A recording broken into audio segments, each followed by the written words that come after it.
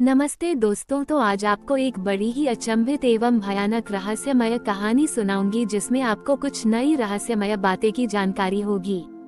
तो कृपा करके अभी चैनल को सब्सक्राइब कर ले। यह मेरा दूसरा नया चैनल है ताकि और भी रहस्यमय कहानी सबसे पहले आप तक पहुंचे। धन्यवाद। तो सुनिए। शिलोंग की धुंध भरी पहाड़ियों में, जहां हर सुबह बादलों का सफेद सागर उमड़ता था, एक छोटा भूला बिसरा गांव था, स्मृतिवन। इस गांव में एक अजीबोगरीब बात थी। हर घर में एक पुरानी बंद पड़ी दीवार घड़ी थी जिसकी सुइयां हमेशा रुकी रहती थीं। लोककथा थी कि ये घड़ियां केवल तभी चलती थीं जब गांव का कोई व्यक्ति अपने जीवन की सबसे बड़ी अधूरी इच्छा को पूरा करता था। लेकिन इतने सालों में कोई घड़ी नहीं चली थी और गांव के लोग अपनी दबी इच्छाओं के साथ एक मौन बोझ तले जी रहे थे। गांव में एक युवा लड़की थी, आयशा, जिसकी दादी नसरीन स्मृतिवन की सबसे उम्रदराज निवासी थीं। नसरीन के घर में एक विशाल नक्काशीदार लकड़ी की घड़ी थी जिसकी सुइयां दोपहर 3:15 पर रुकी हुई थीं। आयशा को अपनी दादी से बहुत लगाव था।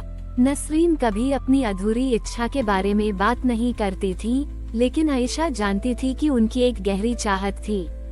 नसरीन की आंखों में कभी कभी एक पुरानी चमक दिखती थी जब वो अपने युवा दिनों के गीत गुनगुनाती थी, एक ऐसी धुन जो उन्होंने एक खुद बनाई थी लेकिन कभी मंच पर नहीं गा पाई थी। आयशा एक प्रतिभाशाली गायिका थी, लेकिन वह हमेशा अपनी आवाज को लेकर संशय में रहती थी। उसे लगता था कि वह कभी अपनी दादी की तरह गा नहीं पाएगी। उसने सोचा, काश मैं अपनी दादी की घड़ी चला सकूं। एक दिन नसरीन की तबीयत बहुत बिगड़ गई। डॉक्टर ने कहा कि उनके पास ज्यादा समय नहीं है। आयशा का दिल टूट गया।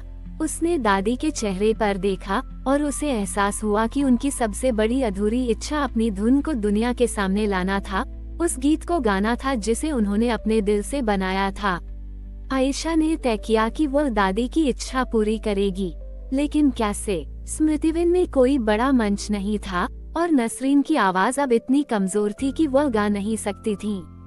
आयशा को समझ नहीं आ रहा था कि वह क्या करे। वह निराश होकर अपने घर की बंद घड़ी को देख रही थी। तभी उसे एक विचार आया। उसने गांव के बच्चों और युवाओं को इकट्ठा किया। हम अपनी नसरीन दादी के लिए एक संगीत समारोह आयोजित करेंगे। उसने उत्साह से कहा, हम उनके गाने को एक साथ गाएंगे। गांव वाले पहले हिचकिचाए। उन्हें लगा कि यह नसरीन की बिगड़ती हालत के समय ठीक नहीं होगा, और फिर उनकी पुरानी घड़ियां कभी चली ही नहीं थीं। लेकिन आयशा के दृढ़ निश्चय ने उन्हें मना लिया। उन्होंने गांव के खुले मैदान में एक छोटा सा मंच तैयार किया। आयशा ने नसरीन के पुराने गीतों को याद किया, कुछ धुनों को फिर से व्यवस्थित किया और बच्चों को उन्हें गाना सिखाया। नसरीन अपनी चारपाई पर लेटी हुई उन धुनों को सुनती रहीं। उनकी आंखें अब भी बंद थीं, लेकिन उनके होंठ हल्के से मुस्कुरा रहे थे। समारोह की शाम, शिलोंग की पहाड़ियां धुंध से घिरी थीं। गांव के सभी लोग इकट्ठा हुए थे। आयशा मंच पर खड़ी थी, उसका दिल तेजी से धड़क रहा था। उसने एक गहरी सांस ली और नसरीन की बनाई हुई धुन पर गाना शुरू किया। उसकी आवाज क्रिस्टल की तरह साफ थी और उसमें एक ऐसी भावना थी जो नसरीन के गीतों की आत्मा को छू रही थी। बच्चों ने भी उसके साथ सुर मिलाया। गाना जैसे जैसे आगे बढ़ा, एक अद्भुत बात हुई। नसरीन के घर में रखी पुरानी घड़ी, जिसकी सुइयां दशकों से रुकी हुई थीं, अचानक टिक टिक करना शुरू कर दिया और उसकी सुइयां धीरे धीरे आगे बढ़ने लगी। घड़ी की टिक टिक की आवाज, जो पहले कभी नहीं सुनी गई थी, पूरे गांव में एक गूंज की तरह फैल गई। सिर्फ नसरीन की घड़ी ही नहीं, बल्कि गांव के हर घर में रखी पुरानी बंद घड़ियां भी एक एक करके चलने लगीं। हर घड़ी एक अलग समय पर रुकी थी और अब वे सब अपने अपने समय को फिर से शुरू कर रही थीं, जैसे सदियों की दबी इच्छाएं मुक्त हो रही हों। गांव वाले अचंभित थे। वे अपनी चलती हुई घड़ियों को देख रहे थे। उनकी आंखों में खुशी और अविश्वास के आंसू थे। नसरीन ने अपनी आंखें खोलीं। उनकी आंखों में अब कोई दर्द नहीं था, केवल शांति और एक गहरी कृतज्ञता थी। उन्होंने आयशा को देखा, जो अभी भी गा रही थी। नसरीन ने धीरे से अपना हाथ बढ़ाया और आयशा के हाथ को छुआ। उन्होंने फुसफुसाया, तुमने सिर्फ मेरी घड़ी नहीं चलाई बेटी, तुमने मेरी आत्मा को आजाद कर दिया। और फिर एक गहरी सांस के साथ नसरीन ने शांति से अपने प्राण त्याग दिए। आयशा की आंखों से आंसू बह रहे थे, लेकिन वे दुख के नहीं बल्कि एक गहरी संतुष्टि और मुक्ति के आंसू थे। उसने न केवल अपनी दादी की इच्छा पूरी की थी, बल्कि उसने पूरे स्मृतिविन गांव को अपनी दबी इच्छाओं और सपनों को फिर से जीने की प्रेरणा दी थी। शाम की धुंध छंटने लगी थी और शिलोंग की पहाड़ियों पर स्मृतिविन गांव में सैकड़ों पुरानी घड़ियां एक साथ टिक टिक कर रही थीं।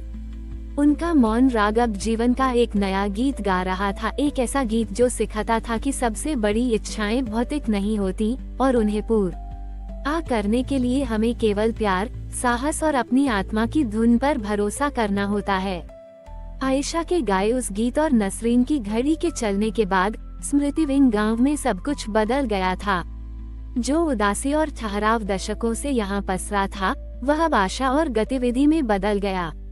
हर घर में चलती हुई घड़ियों की टिक टिक एक नया संगीत न गई थी, जो लोगों को ये याद दिलाता था कि उनके सपने अभी भी जीवित हैं, बस उन्हें पूरा करने के लिए साहस और दृढ़ता चाहिए। आयशा अब सिर्फ एक गायिका नहीं थी, बल्कि गांव के लिए एक प्रेरणा स्रोत बन चुकी थी। लोग उसके पास अपनी दबी इच्छाओं और अधूरे सपनों के साथ आते थे। आयशा उन्हें दादी नसरीन के जीवन का उदाहरण देती थी कि कैसे प्रेम और निस्वार्थ प्रयास किसी भी बाधा को दूर कर सकते हैं। उसने लोगों को सिखाया कि अपनी घड़ियों को चलाने का मतलब केवल किसी बड़े काम को पूरा करना नहीं है, बल्कि छोटे छोटे कदमों से अपने भीतर की आवाज को सुनना और उस पर अमल करना भी है। गांव में अब एक नई परंपरा शुरू हो गई थी। हर महीने की पूर्णिमा की रात को गांव वाले इकट्ठे होते और अपनी उन इच्छाओं को साझा करते जिनके लिए उनकी घड़ियां चल पड़ी थीं। कोई बताता कि उसने वर्षों बाद अपने भाई से बात की, कोई कहता कि उसने अपने बचपन का शौक फिर से शुरू किया, और कोई गर्व से बताता कि उसने अपने खेत में एक नया पेड़ लगाया है, जिसे लगाने का सपना वह सालों से देख रहा था। इन कहानियों ने गांव को एक साथ जोड़ दिया था, उन्हें एहसास दिलाया कि वे सब एक दूसरे की यात्रा का हिस्सा हैं। आयशा ने अपने गाने जारी रखे, लेकिन अब उसके गीत केवल अपनी दादी की धुनें नहीं थे। उसने गांव वालों की उन अधूरी इच्छाओं और पूरी छोटी हुई खुशियों को गीतों में पिरोना शुरू किया। उसके गाने स्मृतिविन के समय के गान बन गए, जो हर बीतते पल के साथ नए जीवन और नई आशा से भरते थे।